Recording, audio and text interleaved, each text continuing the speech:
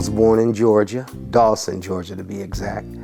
And my grandfather, my grandmother, they were like sharecroppers.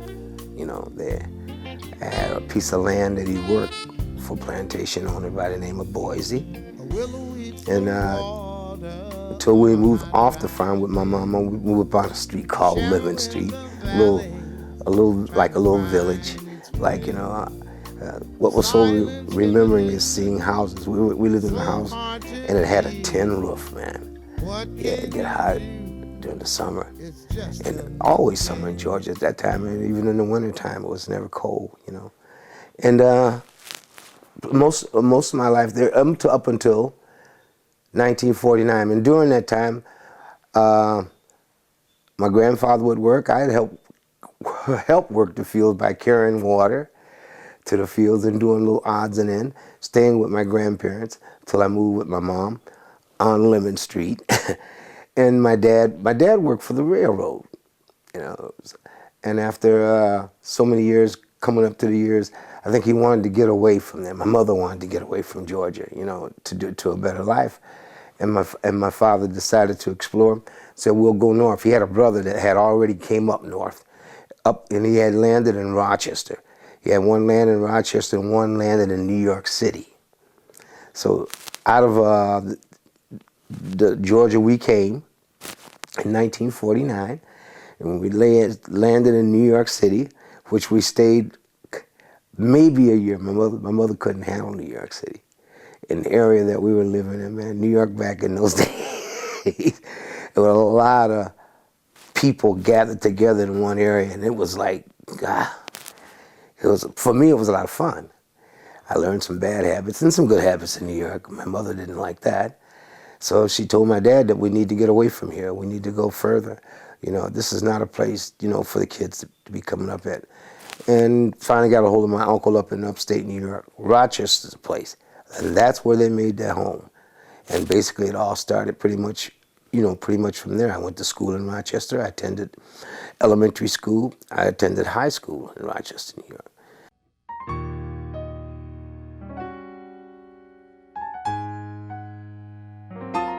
I still picture myself going out across the cotton field carrying buckets of water, which I like doing, you know, to my grandfather and my uncles and my mother and my grandmother.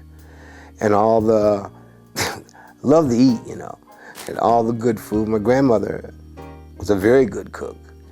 I remember how she cooked. I used to stand around and watch her cook, you know, on an old wooden stove.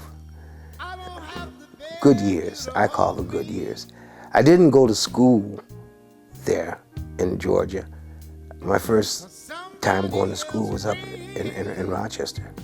I get a little shattered sometime when I think about it, but I do remember things like carrying water through the fields, you know, from the house all the way out there. I remember playing with the Boise's kids. There was Johnny Foy, and there was what was her name? She had something, I don't know if it was Mary Sue or Mary Sue. They all had two names combined, you know. I used to play up at I call it the big house. You go up on the plantation and play with the kids. Mr. Boise was a very nice man. Very nice man. And so was his wife, Miss Beafoy. I used to go and take the cows from the pasture for her and bring them, you know, like shoe them in, and then she'd get out there and milk them. And when she churned and make the butter, she used to give me a saucer of butter, you know, homemade butter. I remember that. That was joyful times. We used to go on top of the corral and jump on the back of the old mule. do funny things like that, me and Johnny Ford. I remember some bad things too in Dawson, like my mother's cousin Donsel. In Dawson, there are only two industries that they had. One was a sawmill, and one was the Fairyland peanut butter plant. They made peanut butter. Used to get, matter of fact, they got the peanuts from Plains, Georgia, President Carter's home. So I don't know if it was because of what that happened in there, but My mother's uncle lost his whole shoulder. I remember seeing that coming down. They had him laying out on a porch in a house not too far from the sawmill. And my mother didn't want me to see. And he stay back, stay back. He's laying on a sheet. He was laying out there in one part, and his arm was laying in another part. They say it was an accident, but I don't think it was. No, I don't think it was. And I've heard my mother say, I don't think she didn't think it was either. Things like that do happen. I know they tried to come and arrest my Uncle John Henry one time, and the sheriff tried to come and take him away from the home and arrest him. And I don't know what they have had plans for him or not, but Mr. Boise came down and ran the sheriff off the property. Well, we'll have to take him in. He said, no, you're not going to take him. Said, didn't Cliff say he'll bring him in the morning? Cliff said he'll bring him in the morning, he'll bring him in the morning, and I will be with him. Now get off my land. I said Mr. Boise was a fair man because my grandfather worked for him, and I think he paid my grandfather well, not big money, in trades. You know, you get so much, you ground so much corn or whatever it is and make flour or whatever it is, you could buy a big bag of rice, and you could get it on credit. All you had to do was just work the land. That's all. They were trying to charge my uncle with something. That story never prevailed, but I remember the part of him telling the sheriff, you get off my land and you get off my property and you get off right now, you know.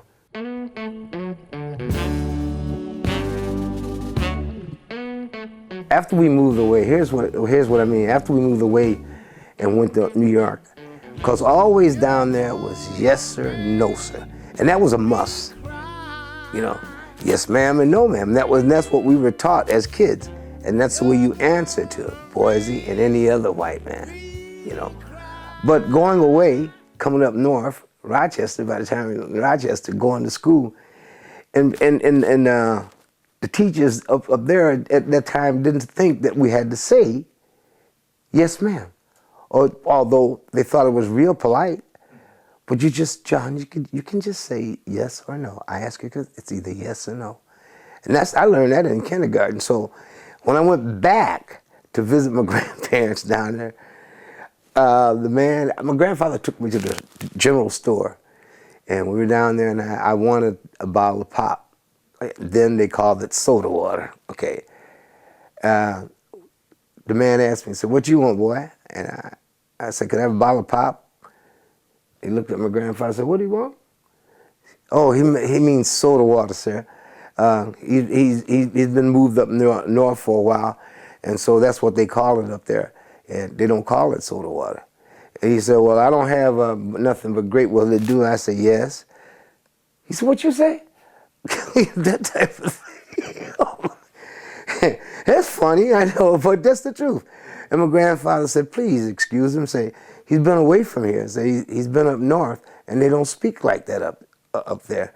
Well, he's back down here now. My grandfather got my pop and got me away from there. So yeah, I remember things like that. I remember things like that.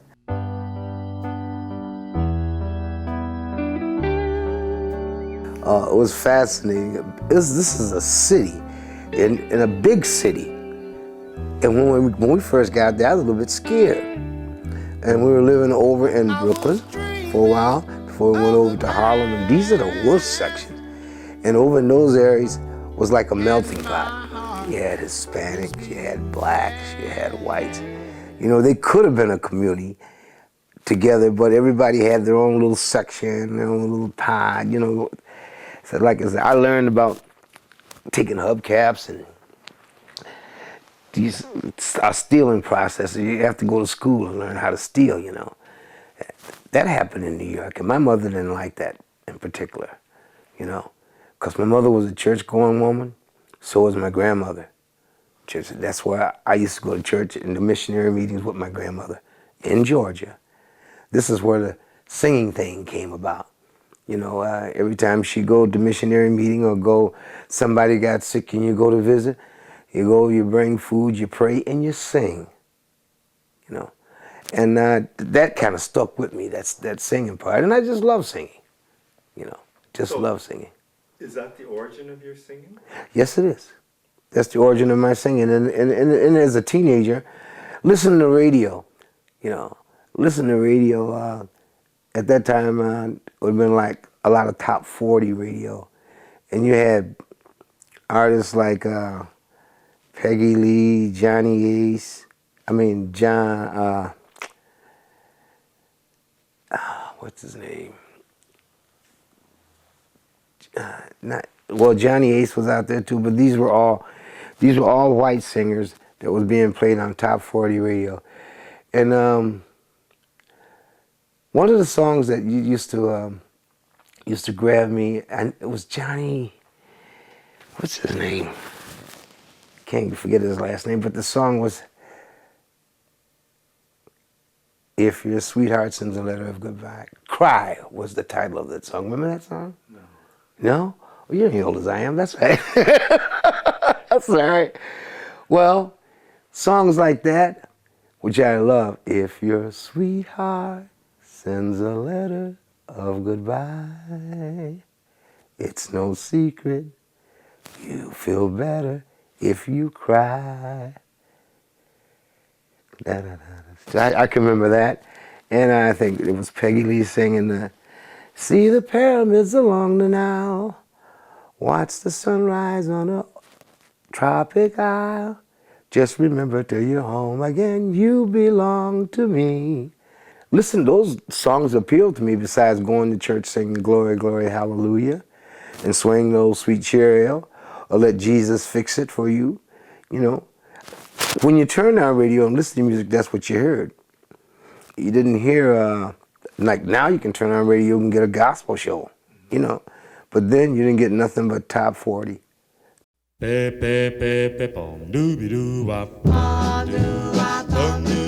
Okay, you heard me mention the group The Jive Tone. All right, I was hanging out with some buddies of mine. We had a little club called the Red Jackets. And in this club, there was a guy, his real name was James Lewis, we called him Snoop. It was my cousin John and Bobby Williams and Jimmy Monroe and myself, just us five. And at that time in the community, cross town and where we lived on the west side and there was the east side, there was a lot of five guys, groups going around singing. You hear a song, you get together and you practice it, you know, like that there. There was all kinds of doo-wop groups out there at that time, you know, picking up from. And every Sunday I still would go to church, you know, and sing in church too. But I think we're kind of like self-taught. You learn the song, but you sing it, well, pretty much like them, but you had to put some steps to it, you know, do all of that. But the correct singing of it came from Eddie Price. Eddie Price and his wife Maggie. And they were a jazz duet. Eddie could play keyboards, organ, and Maggie used to play an upright tom drum with sneers, you know, with brushes. That's who taught us our harmony. The ear, because nobody played an instrument. I still don't play. I strum on a guitar, but I still don't play an instrument.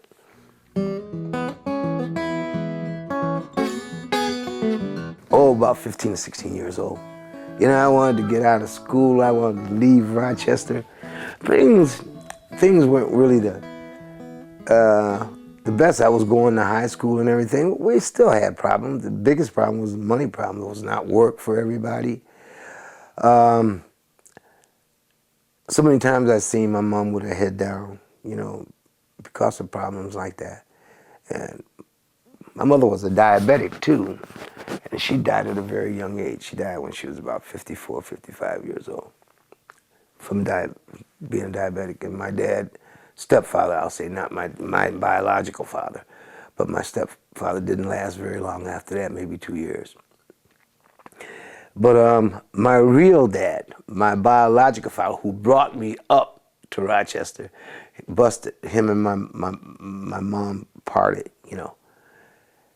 Here was a guy, loved him. I had to bury him too, by the way. Yeah, I had to bury him. That was a hurting thing, me and my uncle. But here was a guy that got tied up, had a real serious accident. Somebody ran over him with a car. And he got a huge settlement. He got this huge settlement. He had a good job. He was working at this company, this iron and ore company, this metal company. He making good money, but he got this real huge settlement. He wasn't with my mom at the time. I remember that. But he was living with some people who coached him into spending that money that he got. And what he did, he never brought a penny to me or my mom or my brother, but these people coached him into buying. There was like this home and the house next to it. He bought these homes, and they just literally took it over. They had him living in one room in the house, taking care of him, like feeding him and stuff like that there, you know. He was never the same afterwards. They got too old, he couldn't go to work. But he managed to get a job in a liquor store. He was a very bad drinker. Yeah, it was like an alcoholic every day. One while I thought I was going to be the same thing too. I was on a trail like that. Well, anyways, to make a long story short, all the possession in those two houses, like, they never offered me and my mom or my brother anything. And what happened to him is he got drunk one night, and I don't know whether he couldn't find his key. Or whatever. It was cold. It was in the winter, and he couldn't get in the house. So he slept on the porch. Oh, I don't know, just passed out on the porch. But when he woke up the next morning, pneumonia had set in overnight, collapsing, bruising on his lungs. They rushed him to the hospital. I never went to the hospital to see him, but before he got into that, I had him over in my house because I had two kids. Blanche and I had two kids. I had freshly married. And I told him, you need to come see your grandkids. And I had him over, and then I tried to get him to, why don't you come and stay with me, you know? We'll take care of you. And Blanche helped me. I was working at that time. He never did. And that was kind of sad. And I was eating supper at my sister-in-law's. I remember that when my mom came to the door and knocked and said, your daddy just died when I think it was this morning in the hospital. I said, well, what happened? You know, he died of pneumonia. Well, I never knew he had pneumonia. I didn't even know he was sick, you know. So, well, I just thought I'd let you know because I got the call from so-and-so, so-and-so. I said, well, I'm not going to worry about it. I went back and finished my supper. I said, do you? She said, I got a number for you from your uncle, so you can call your uncle. And I did. After I finished my supper, I called my uncle. J.C. Jackson was his name. And I said, he said, yeah, I told Curtis. I said, yeah. You guys argued back and forth all the time, telling one another. I said, but it ain't going to do no good now. So what we're going to do? Well, we're going to let Latimer, you know, dress him. And he's going to be laid out in the city. We tried to do the paper. The city, if the city would bury him, the city wouldn't give but so much money at that time, you know. So he said, well, look, we going to have to bury him. What? Hey, I got two kids, man. Yeah, but we going to have to bury him. Okay. So that's what happened. We buried him. Him and I, me and his brother. And I remember this part, too. I was sick and I was hurt about that. The idea that all the while I was growing up in Rochester, and I knew I had a father, never a penny, never even a pair of shoes, never a shirt, never anything. Here, boy, you know, I bought you this. Never. And as we were standing in there, the funeral home that night, I told my uncle, you know, he never done nothing for me. He said, I know that, but he's still your father. Made sense. That just killed it right there. It made sense. Okay, sure. He's my father. But we buried him, me and my uncle. And I recall that night as we were looking over after Latimer got through with the dressing, he let us see him laying in the casket. He said, I told Curtis. That damn fool, he was just going on. That's his brother laying up and going on. And would you believe from that day that we stood in that funeral home that night, a year to that day, I was standing in that same funeral home again, and guess who I was looking at? Your brother. My Uncle J.C.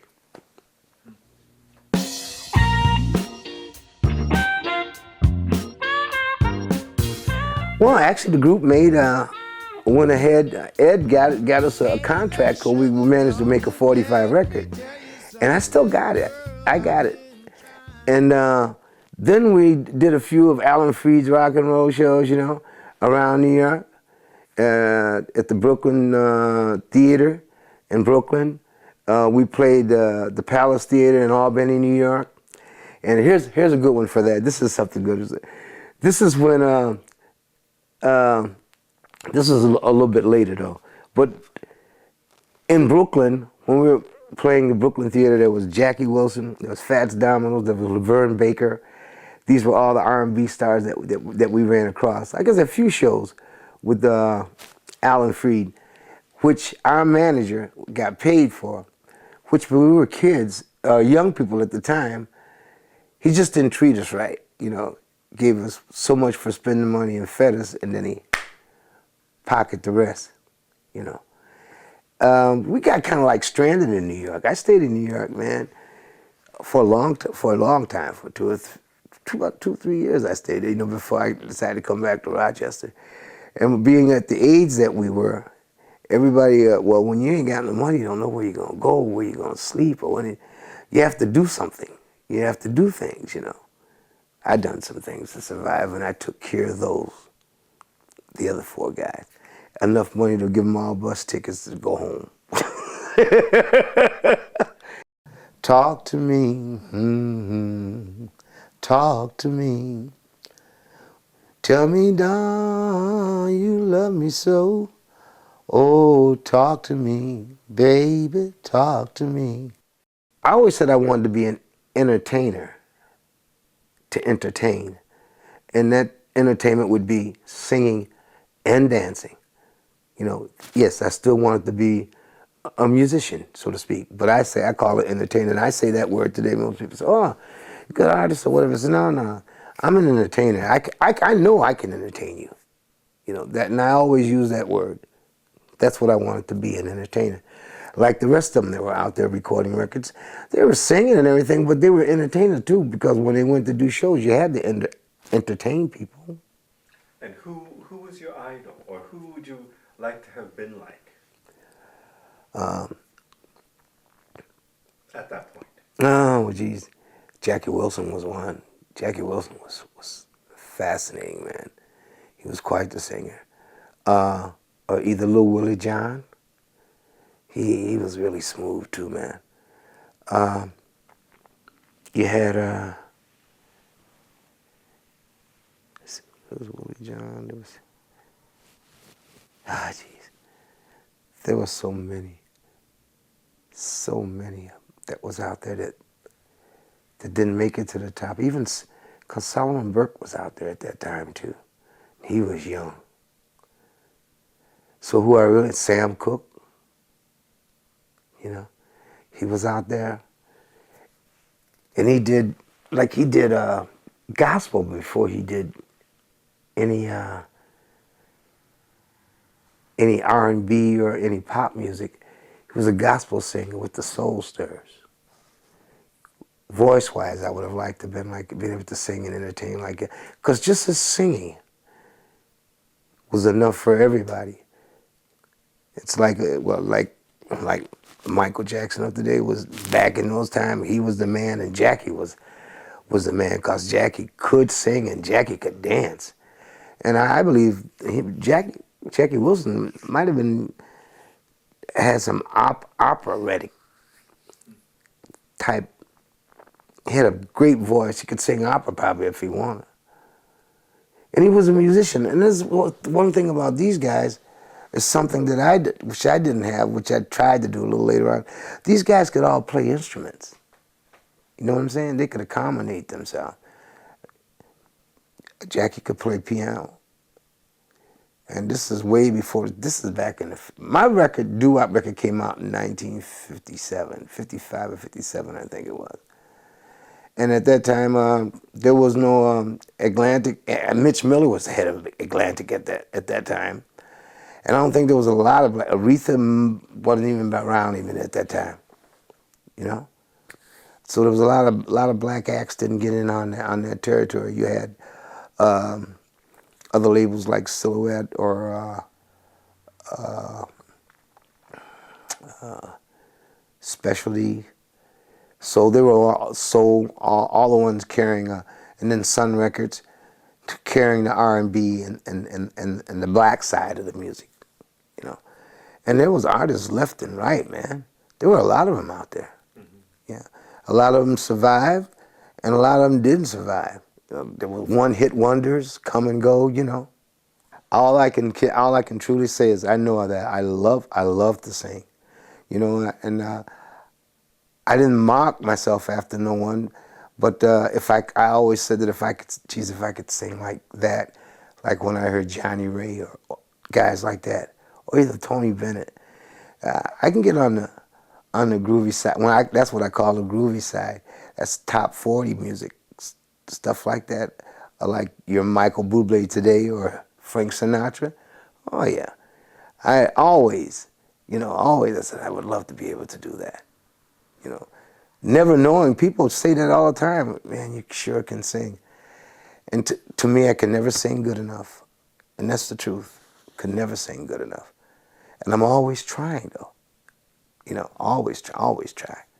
My wife says that, yeah, you'll probably be bust the cap out there on stage trying so hard. Because that's how much I love music. Having the voice. There was one time I had an operation when I had my tonsils and because I only had one vocal cord from the operation that I had. And at the time I had that operation, I remember the doctor telling me that, you know, I can't make you no promises, you know, that you'll be able to sing or even sing like you once sang, you know, again after this operation. Because it was so bad, the tonsils were so bad, it's like I had to go on the heat lymph for almost a month before they would operate on the tonsils to dry up the area so they could get in there to get at it. And that was scary. Yeah, that was scary when I thought that I wouldn't be able to sing at all. But God is good. Yep, I happened to be singing gospel at the time, so I can. At this point in your life, how do you get better as a singer? Learn more about singing. I think there's still a lot to be learned about singing, and getting better means you don't sing just one thing. You sing anything that comes your way, you know, if you like it.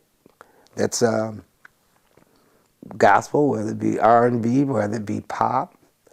I haven't tried opera, but I sure like to give it a shot, you know.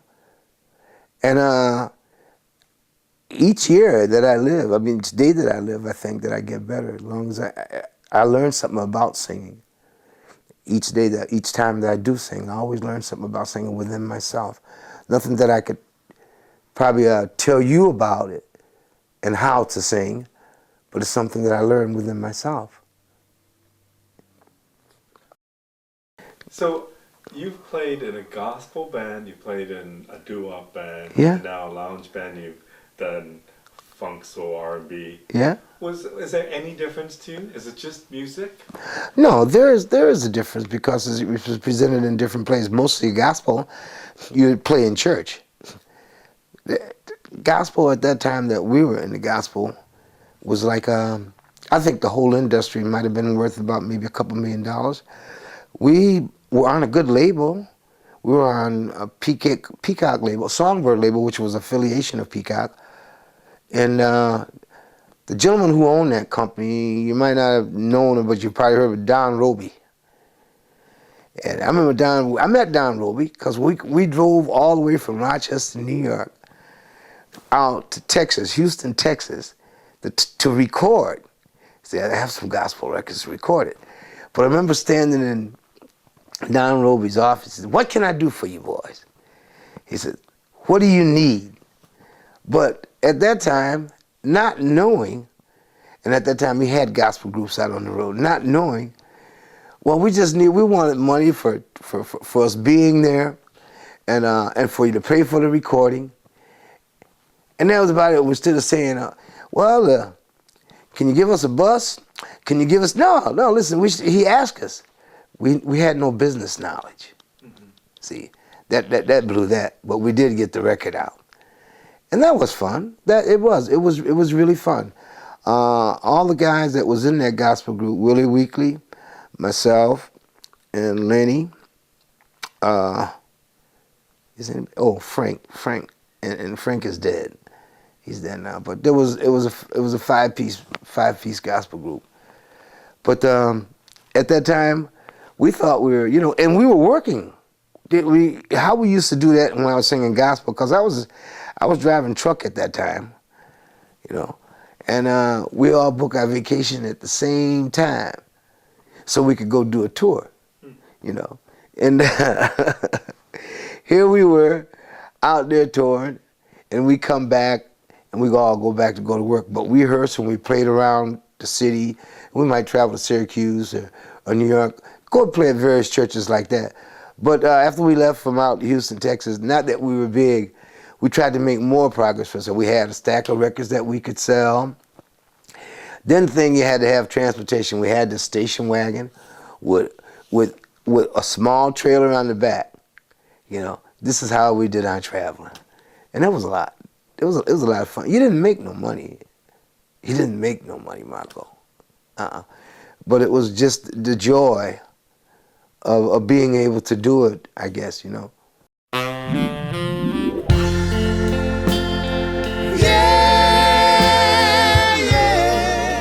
Music was what I set out to do, and that's what I went to 100% doing.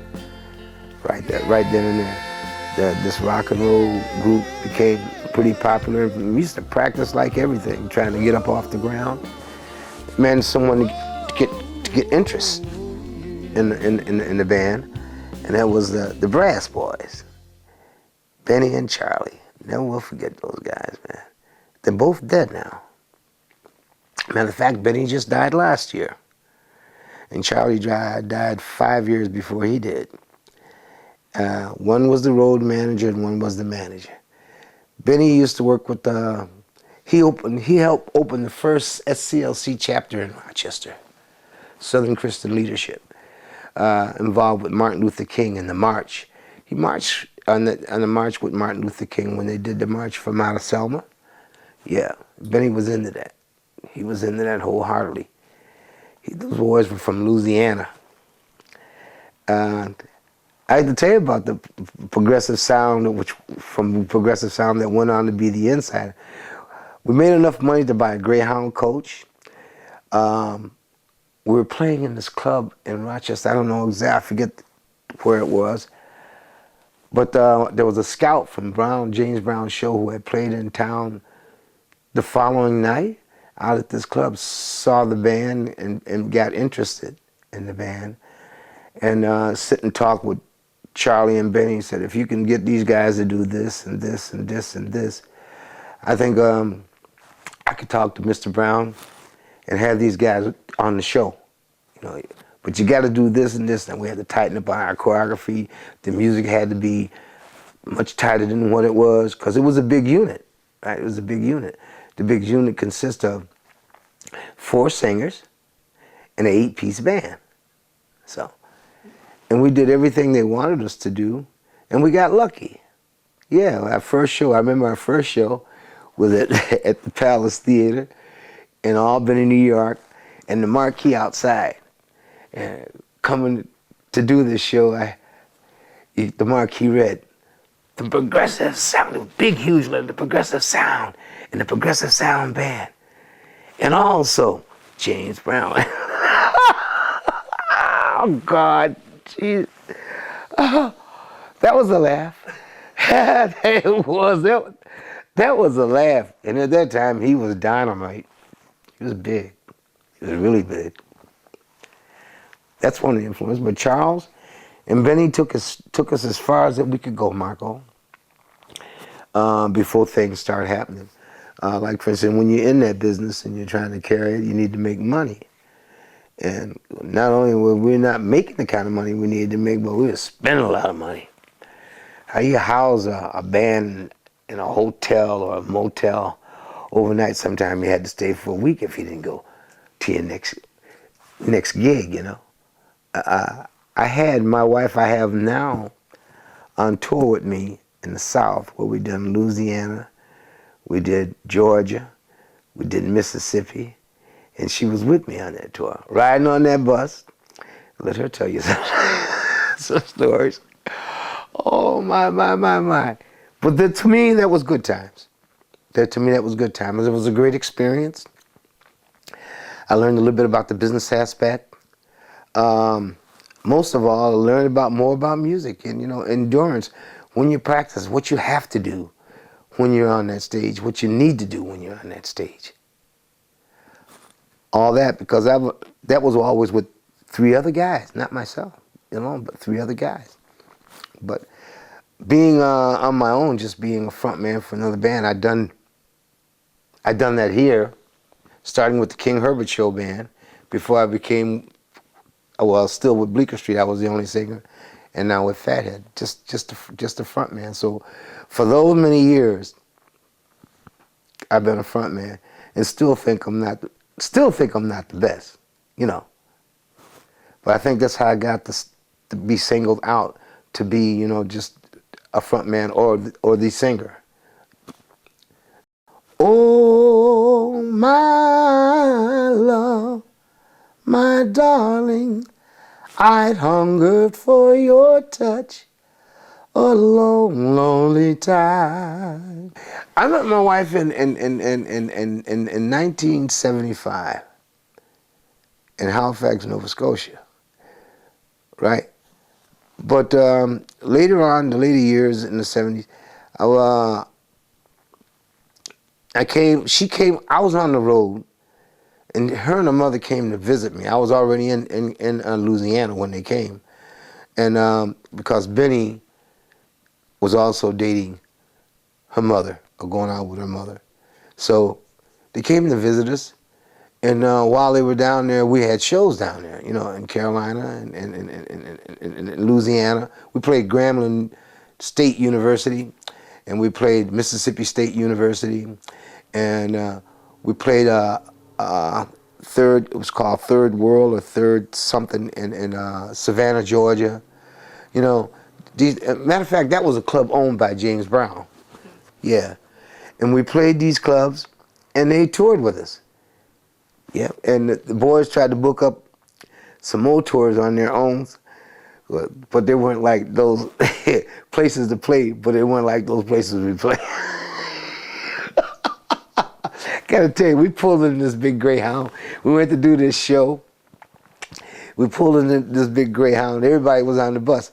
So the guy came out, he said, hey, come let me show you what a change room was. Show you, well, where are we gonna perform? It was like a storefront, man. This guy, Benny, how did you get a gig like this in a storefront?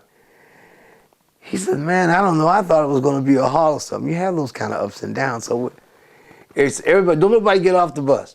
So we went and assessed the place out. You understand what I mean? Saw the dressing room. The man opened the door. The door fell through. The dressing room wasn't no bigger than that. I said, Benny, man, cancel this gig. He said, no, we need that money. That's what Benny said. So we're going to do this gig. Well, where are we going to perform at? Right in the storefront. It's set up. Well, what about the people who's coming to watch? Everybody that was coming to see the show was everybody back in the big house. And there must have been about 30 or 40, well, maybe not even 30, maybe 25 or 30 people that come out in front. We're going to do a show. As my wife, she's my wife now today, my girlfriend said, she said, that was the fastest show I ever seen. Excuse me. She said, you guys sound like the Chipmunks. We were doing some of everybody's songs. He said, but it was like, we had no longer left off the bus to go in to do that. Maybe we were back in about 20 minutes or half an hour. She said, you guys finished? Yep. You done? No, one set was off. Oh, I was one of the experiences. That was great. That was great, but I'm glad she was there to experience that too. She could talk about that. Yeah, that was one that the boys didn't book that one right. No. But as it is, we stayed in certain places. We knocked around, man. That band, The Insiders, stayed on the road for about 8 or 9 years. Wow. Running back and forth, catching Mr. Brown in certain spots, working clubs in other spots, up and down the coast. When we came up to Rochester or up to New York State, we would do places like Syracuse, Utica, Rochester, all over in Pennsylvania. We were doing Ohio, you know, anywhere that we get a gig. And we were doing large clubs at that time. We got promoted up into doing larger clubs. So it was a great experience.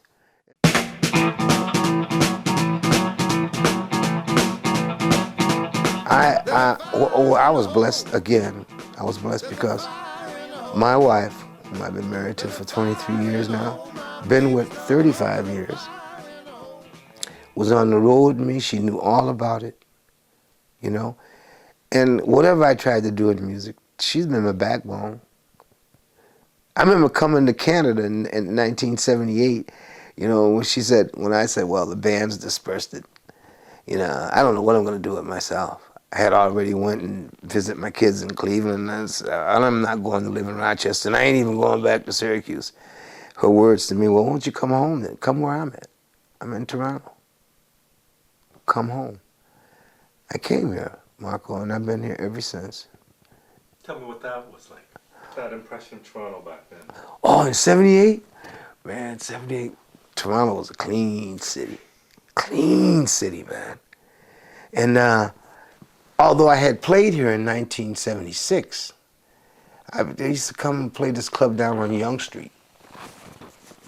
But when I came here to live, I still thought it was such a clean city.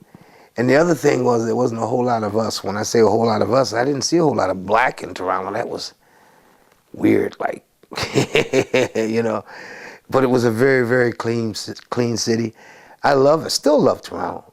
Still love it. Although it's changed well, everything changes over a period of time. It changed. But coming here was a great experience. But I come here to be with her and call it home. But I had some bad habits I had picked up on the road, such as drinking and all the other good stuff, I guess. And I was just like falling down by the wayside. You know, I was staying here, I come here, but I was doing this every day. I didn't have a job. I wasn't with a band, you know. And it was my missus, the one told me, she said, well, didn't you come from a band? If you know you like to play music, why don't you play music? For me, small-minded, how am I going to play music? Who am I going to play with? You know, honey, there's plenty of bands out there. Just pick up the paper. You'll find, you can go, they did. I found King Herbert's show band in the paper, you understand, looking for a singer. That's what it said. And if you like to come audition times at so-and-so, so-and-so. He lived over on St. Helens Ave, over off of Bloor there. I remember going there distinctly and auditioning. Well, I got the job as a singer, but then he needed a guitar player. It was a guy named Rollie Simmons. Came in as the guitar player, and he wanted a keyboard player, which was, what was Chris Johns? He got a keyboard player, and he got a drummer, Mike Hawkins. I got pictures of these guys. Yeah. And he had a good promoter. Guy who was booking him was a guy named Pierre up in Quebec. And he was working King Herbert like out to Quebec, not down in the city, not in Toronto anywhere, out in Mississauga, maybe, but not down in the city of Toronto, and mostly in Quebec. So I seen a lot of Quebec, man. What kind of music was this? It was a lounge band. It was a mixture. It was a mixture. King Blue, he was a jazz musician. I sang all the disco tunes and top 40 tunes. We had a bass player that sang rock like you wouldn't believe. Oh no, it was a kind of a mixture. And I played congas when I wasn't singing, you know. So it was a lounge band. So we played places like Gagnon and Fairmont and Labrador City. We played in a hotel, played the lounges. We played Gaspé Peninsula, played the Gaspé Hotel. And we were at these places sometimes as much as 2 weeks at a time. When we were up in Labrador City, we were there for a month. It was fun. Here's the deal. $200 a week, room and board, all meals free. Can you beat that? Can't beat that, man. Until I found King Herbert, I could have said that I was done. Had down, hit rock bottom. Until I found King Herbert and picked me back up again. And I went out to start to play music. And I don't call it earning a living, but I call it putting money in my pocket, because every place that we played, like those lounge rooms in the hotel, came with room and board. I had a room that you wouldn't believe. I could go down to the hotel in the dining area and eat 3 meals a day. I ate my breakfast, my lunch, and my supper. You understand what I mean? And every week I would get my pay of $200 and didn't have to spend a dime.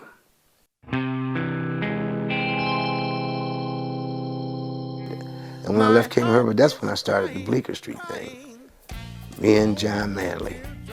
I put ads in the paper. So a lot of good people came out of Bleecker Street. There's John Wynot, who's a big time a music producer right now, lives down in California. He was the keyboard player. And well, like I said, Chris works up at 12 Threads, and there's Bruce Gibson, who's a sax player. Yeah, he took over his mother's business in medical. And trying to see the original people. Mark Bronson was a brick block layer. He was a drummer. Boom. Oh yeah. But a lot of good came out of that band, you know, in Bleecker Street. But I just, like it was, I just left King and told him I can't deal. If you won't get rid of Maurice, then I gotta go. And you know who he hired to sing? He hired my buddy Doyle Jones from the Insiders. Okay. To front the group. I don't know how many years, but for a few years at least after I left. And then Bleecker Street lasted how long? About 9 years. Wow. Started out in '80, and went all the way to almost 90. Because like I said, I started Fathead in '92. Yeah, to 90. Bleecker Street done really, really well around in Toronto. And really well off the road. Like I think we were the only band besides a few others that were playing all the way down to St. John's, Newfoundland.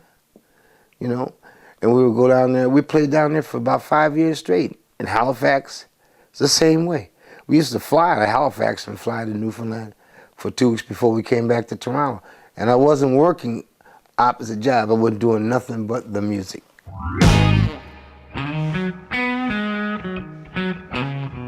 Kendall.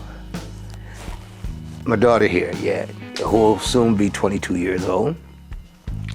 Kendall was born in 1987. Love the little girl. Me and her mother got married in '86, although we've been together since '75. And Kenny was born in '87, sweet child. And her growing up, and when she started off in daycare, and from daycare to junior kindergarten, senior kindergarten, over at Alexander Street School, right over here off of Church Street. She did rhythm gymnastic from the time she was 5. She started rhythm gymnastics when she was 5. She did it for 7 years, rhythm gymnastics, before she decided to call it quits. Actually, she was as good as they wanted her to be, and then wanted her to be a professional. But as a rule, when you start to do something professionally, you need trainers, coaches, and guess what? I would have to pay for all that. And I actually couldn't afford it, but still in all, I wasn't the one to say, honey, you couldn't do it. I let her make the decision of her own. And she said, I don't think I want to do that, Daddy. You know, like, be a pro, because that would take away from everything that, you know, in my youth, I want to do other things besides, you know, just rhythm gymnastics. She was going to practice twice a week, as it was. And right at the school over here, I was telling you about, over on Davisville. Yeah. And she's been in a couple of, more than a couple, We've been to Ottawa for her to be in contests. Where else did we go? I went to 2 spots with her in her competition of rhythm gymnastics to that time, and she done really well through school, all the way up into junior high, all the way up into high school. Well, by the time she was 12 years old, she quit the rhythm gymnastic, but there's a center over in Winchester Center that she got in dance class over there. She started dancing. And still again, once the competition was around, she was involved in that. She's a great dancer. High school, she done well in school. She passed with honors, but she majored in cosmetologist, and that's doing well for her. She works at the Wellesley Street Center right now. During that time, that span time between her in her life, she went down. I think this was at the adult center for school. This is where she got her bartender license. You know, she studied and got her bartender. She can attend bar if she wants to. And Bobble Bay, you know where Bobble Bay School is over on Bloor Street? It's out now, but every Saturday she used to teach dance class over there from 9 to 12. Yeah. She still does hair on the side. She's a busy girl. She makes her own freaking money, man. I think her mother and I, along that line, taught her well. But she comes to hear me play too. She loves her daddy. She loves her daddy's music. All the time, plays it. She still likes to dance, and I just say she's a girl that grew up right up under my nose, and I keep thinking she's my baby, but she's just as tall as I am right now, and just as big, man, and a real sweet child. And I'm gonna knock on wood. Never had a minute's problem out of her. Never had to scold her, and that was almost scary. I said I never had to do all that, but then I say too again, maybe thanks to my wonderful wife, who's actually been my backbone, man. I can't slip and I can't slide. I can't look down and start feeling sorry for myself. There's no reason. She's there. I wanna hold you in my arms till you say. I went to visit her out at her grandmother's to tell her how much I liked. I got a picture of her and I out on the place she used to live. She's from that place called Affordsville. You've heard this thing. In 1975, she was living there until 1975 before she moved away from there. And when she moved from there, she went to her grandmother's, and in 78, she moved up here to Toronto. But she was a wonderful young lady. She was only 19 years old.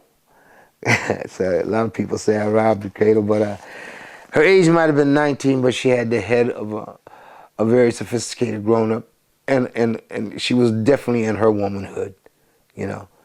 And we kind of like hit it off, you know, clicked it off. I was still on the road. I left her in Halifax, and our only means of communication was letters and telephone. And that's what happened. All the while I was on the road until 78, till the band dispersed. When I said there was no more band, and I was looking for a place to go, but she had already moved here. But during all that time, those 3 years in between, she was a wonderful, wonderful young lady. We stayed in contact, and it was no different than when I came. And when I came here to live with her, being as she was still living with her mother. When I met her, she was with her mother. So her mother and her and I have been together for 35 years. Yeah, 35 years. And you know what? My mother-in-law is still with me. Yeah. But she's a wonderful lady, Marco. There was much, what can I say? I can't say nothing bad about her. She's helped me through many things. When my parents died, she was by my side. When I went down there, she was with me. And she worked at the we used to be the Toronto Credit Bureau. She was there for about 20 years before the whole department got laid off. And she didn't go back. But then at that time, She already knew that she was stricken with lupus. Lupus attacked her and made her very, very ill. Almost lost her because of lupus the first time. Yeah. What else can I say? It's just a wonderful, wonderful, wonderful, wonderful woman. And I love her all my heart and soul. And I often think sometimes without her, I wouldn't be nothing. And I have all three. I have her, my daughter, and my mother-in-law. My mother-in-law was very soulful, supportive of me too. Yeah, sure enough, man. I just have a great family. You know, generally when we do the Beaches Jazz Festival, I don't know if my mother-in-law will make it this year, but just about every year when we were doing that, my whole family would be there. My daughter, my wife, my mother-in-law.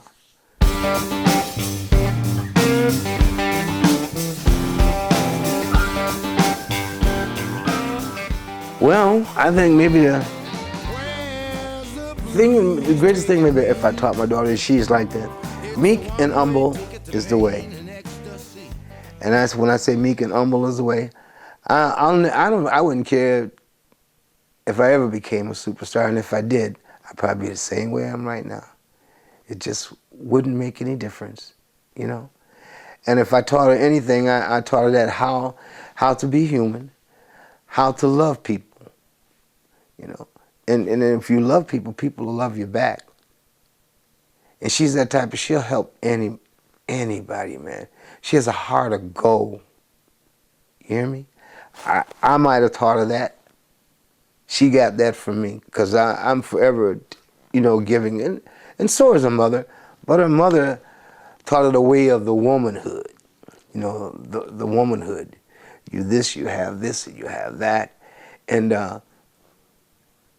maybe about the money thing, too. Her mother taught her. I couldn't learn about the money because I'm too cheap, man. You know, I am. I'm a cheap fella, man. Every penny I make, I believe, should go to my family. You know, nothing for myself. I feel that, you know, Michael, if I didn't make it till tomorrow, or if I was gone tomorrow, I feel that the world didn't owe me a thing, or nobody in the world owed me a thing, because God has been good to me all these years. You know, it helped me in so many ways. Helped me to see a lot of lights. Helped me open a lot of doors. You know, so I don't feel that it owed me anything. And that's meek and being humble is the only way for me to go. I wouldn't want to go any other way. No. And if it's anything, I taught her that, how to be a decent human being. If she's gonna be around for a long time. I'm hoping to be around for a few more years at least. I often thought that when she was born, that was one always in my prayer too, that if I could see her grow up. Now, so far as I'm concerned, God has done that will. She'll be 22 this year, so she's all grown up. So now what more can I ask? Well, I still ask God to take care of us all, that we spend a little bit more time together, you know. If I taught her anything, I taught her that, you know. And me and her mother together, I taught her that. She's had only a couple of boyfriends, that's all. At the age she is right now. She has a nice boyfriend. I like James an awful lot. Before James, it was Matthew. And all the fellas that she's with, like even Matthew, they're tight, they're friends. I knew Matthew's dad and his mom, who don't live together. It's that kind of thing like that there, that she got involved in. Her dad has another wife, and I guess his mom must have a boyfriend if she's not married. And he lives with his mom, but he go visit his dad every week. It's that type of, she's seen that type of thing, but that's not in her family. Her mom and dad are together, but I love Matthew and I love James both. They treat me with greatly respect, you know, and not leaving out anything. I respect them too, you know. What has she taught you? What has she taught you? What has she taught me? She taught me, Dad, that I'm not getting any younger, and you know, I should take things a little slow. That's all. I don't have to rush everywhere I have to go. or things that I have to do that taught me that I've been around for a long time. You know, as she puts it, I'm going on 22 now, and you've seen me, you've been around 22 years since I've been born. And you just take your time at what you do. She helped me, and sometimes I get a little bumfuddled. Sometimes when I get bumfuddled, I get easily, if things don't seem to go right, sometimes I get a little unbalanced. I say, why would they want to do so-and-so, so-and-so? Dad. It don't mean a thing. It don't mean a thing. It says this here, but look, just sit and think about this. Or don't worry about it. And as I always taught her, things that I can change, I will. And things that I can't, I just will not worry about it. Exact words, things that I can change. And what you told me, things that you can change, you will. And things that you can't, don't worry about it. Go to the next step. Go to the next level. That's what she taught me. Always by my side.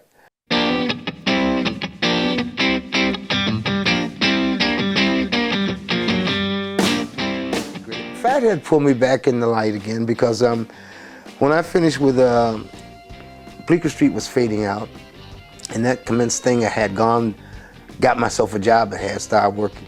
Regularly, when I started with Fathead, Al called me, like you called me, asking me for an interview. Al called me and asked me, he said, hey John, what are you doing right now? And I said, nothing. He said, look, I got this gig. I think Tony Flame was the lead singer for that, Fathead at that time. And he says, I got this gig, man, and Tony can't do it. How would you like to come and do a gig with me? Fine, because I had worked with Al before when he was with Mondo Combo. I used to come and sub in all the time for John Dickey. And I was with Bleecker Street at that time. So I said, yeah, man. I came, I did one gig, and the next week he called me again. Hey, you doing anything? I got a couple more gigs, man. Do you think you can fill it? I said, yeah, I can do it. I said, Bleecker Street isn't doing anything. That was the third gig. And after the third gig, I told Chris, I said, Chris, because he was trying to book, because I wasn't doing no booking. He couldn't get no work. I said, well, look, I'm going to go play with Fathead, man. And if we're not going to go any further than what we do now, but we can still do studio work, do things in the studio. He said, no, man, go ahead. So I went and played with Fathead, and then the next thing I know, Fathead, Al asked me, would I join? I said, yeah, I'll join. And somehow it all came up that, well, we need to be writing some music and doing some original music. And that wasn't on my part, that was still on Al and the rest of the guys who was in the band. I said, Al said, I got some songs. Omar said, I got some songs. And I think that's what basically happened. They started with the original thing. So I immediately told Chris, well, I'm going to be with Fathead now. You can say Bleecker Street is dispersed, but let's stay in contact, and anything you want to do with Bleecker Street, we can still do in the studio. Joined Fathead, became a member of Fathead. Al and Omar wrote this music, and let me tell you, we played it for original music. And for everybody in Fathead, was just like it was in Bleecker Street. Everybody in Fathead had a great interest, man, at that time when Fathead was blooming.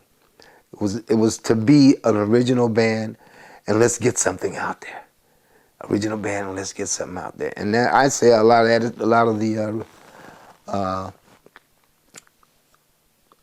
that was done probably because of Al Lerman. Al hustled the gigs. Pretty much call the rehearsal times. All you had to do is just be there. If there's a Fathead person, that's Mr. Fathead right there, Al Lerman. And truly is a gentleman and what's the word I'm looking for? He's a gentleman and a Scholar. Yes, thank you. That's the big word for me, scholar. I know it's an English word, but it's a big word. He's a gentleman and a scholar, and have a heart of gold. A heart of gold. And he had this dream, and he got us believing in that dream also. We've gotten into that dream, and we're all involved in that dream. We're going to see his dream come true, which has become our dream also. That very first CD we put out, we work for that, man. We work for that, but we all had that inspiration. It didn't matter how many times. We were still only rehearsing one time a week, but we done a lot. It's like going to school. You done a lot of homework. You took songs home, you learned them, you practiced them, you got them where they need to be. You nitpicked them by playing them out. You know, it was a whole just putting it together. And I thought, yeah, that was going to be something. And when that first CD came out, Fathead, I was a happy soul. I said, well, we made a CD. We made a CD. And actually, we made enough that we were able to sell our own CD. That was a good thing because while we were doing this recording, it cost money in doing a recording. And nobody knows that more than all of us. We knew it cost money to make. But we managed to get a loan from Factor. Well, Al did all the work for it, but we managed to get that loan from Factor to give us that money to buy that time in the studio to pay for the person. We didn't get paid, but the people were the engineer, the producer, the producer that was standing in the background to pay him. And this first CD enabled us to make money to pay Factor off for the loan that we had. Now, that's a good sign. You know, we make a CD one year and the next year we've paid Factor off. So now any money that you make, we can put towards Fathead and an endurance thing that they want to do. And that was getting us out of the bag. And that's what got us out of the bag. When we get ready to make a recording now, we don't have to work as we did then, like rehearsal maybe 2 and 3 times a week. Now, just like it is with learning a new song. All right, I got the lyrics, I got the melody. All right, I'm gonna MP3 you on your computer. This is what it sounds like. So you get a chance to practice it, learn it fairly decent. So when you go to rehearsal, you have an output. Well, we're gonna try so-and-so, so-and-so. Everybody do their homework. It comes together. Maybe not like you want it to right away, because as it is when you put anything together, we just keep nitpicking and nitpicking and nitpicking. When I mean nitpicking, it's got to be like almost like perfect, man. You got to feel it, but it's got to be like perfect. And you know when it's there, when you finished it and you played it and then you present it. And you know who you present it to? The people. You and all the rest. Oh, I like that one.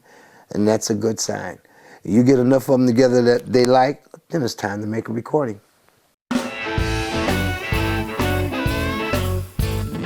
Al write really good stuff. Al did, and so does Omar. You know, Omar wrote a song, "Just Another Day." That's a great song, "Just Another Day," because it stands for so many things. It means so many things.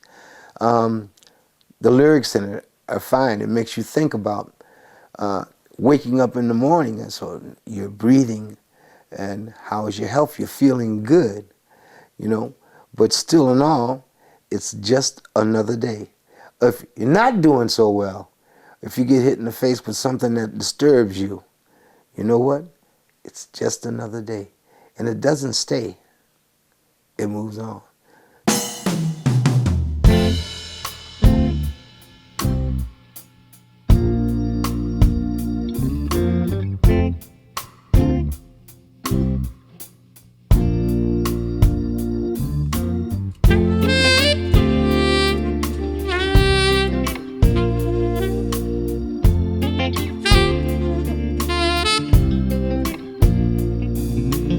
Willow weeps for water on a hot, dry day. A shadow in the valley trying to find its way. The silence in the distance is so hard to hear. What can you do? It's just another day. Just another day.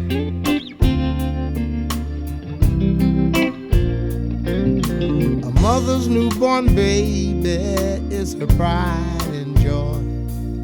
But somewhere in an alley, a child cries alone. The silence in the distance is a whisper in your ear. What can you do? It's just another day. Just another day.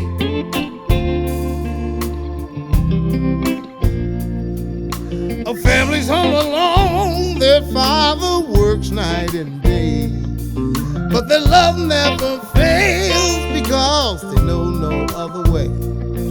But the silence of the distance is a voice in your ear. What can you do? It's just another day. What can you do? It's just another day. Just another day. Yeah. Just another day. Oh yeah. Just another day.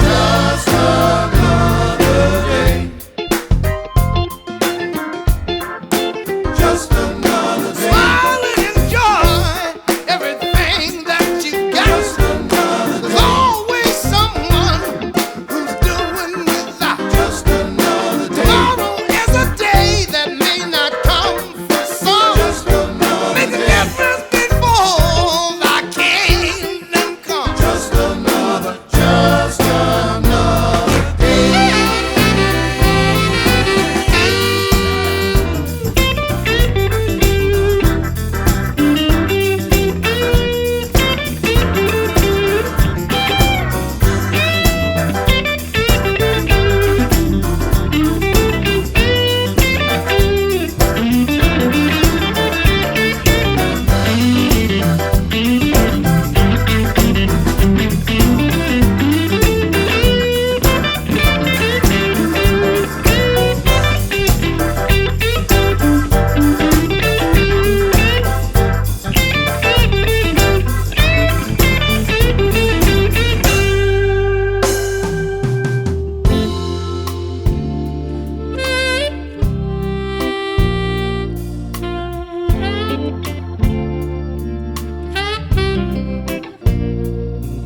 Mr. Jones coming tonight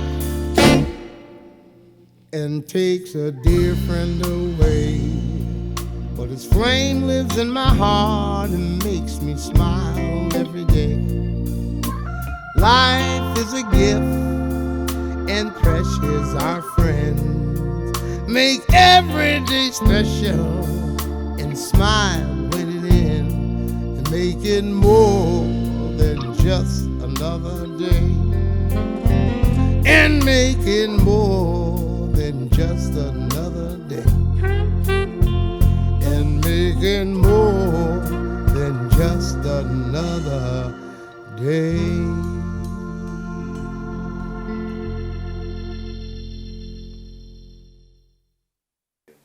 Al's my brother. Al's my brother, and he's my younger brother, because he ain't as old as me. But Al's my brother, Omar's my brother, Teddy's my brother, Bucky. They're all my brothers. And I, maybe because I'm the old man in the group, you never seen so much love from younger people for one another and for me. You know, and Al means, yes, Al means the world to me. I say to God, I pray that nothing would ever happen to any of the fellas, but especially Al. Yeah, Al's.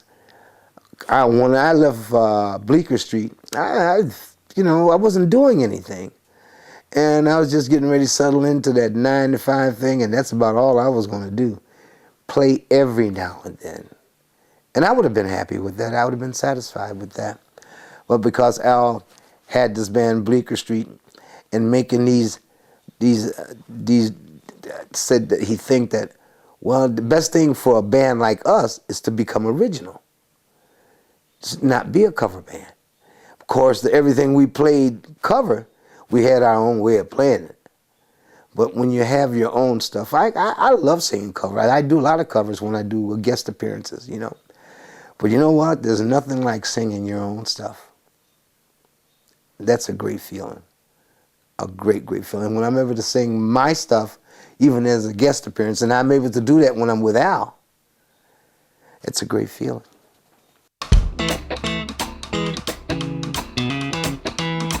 Yes, I can. I remember playing. That wasn't the only time, but I remember playing the Montreal Jazz Festival back in Carry 1999.